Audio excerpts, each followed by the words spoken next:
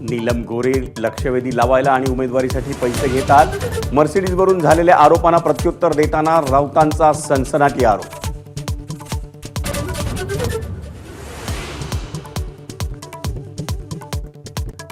साहित्य संमेलनात बोलताना काही मर्यादा पाळाव्यात. मुख्यमंत्र्यांनी टोचले नीलम गोरेंचे कान. साहित्यिकानेही पार्टी लाईनवर कमेंट करणं योग्य नसल्याची फडणवीसांची टिप्पणी.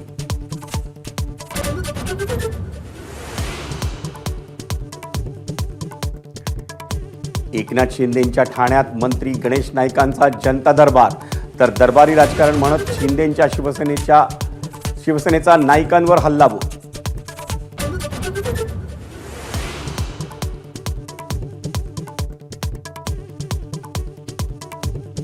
सुप्रीम कोर्टात उद्या महापालिका निवडणुकीसंबंधी सुनावणी.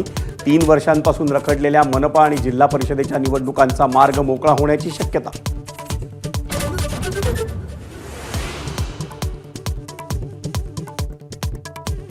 दिव्यातील बेकायदेशीर इमारतींवरील कारवाईआधी रहिवासी रस्त्यावर पेट्रोलच्या बाटल्या आणि प्रतिकात्मक पुतळे घेऊन नागरिकांचा निषेध.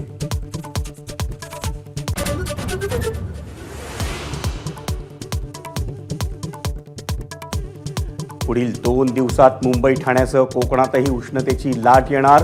मुंबई हवामान प्रादेशिक केंद्रानं वर्तवला अंदाज.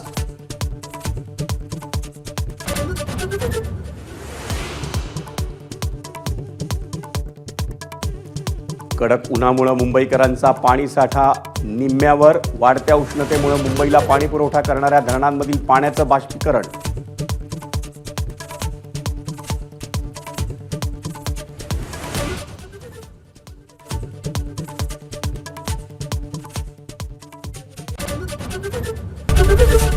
एबीपी माझा, उघडा डोळे बघा नीट.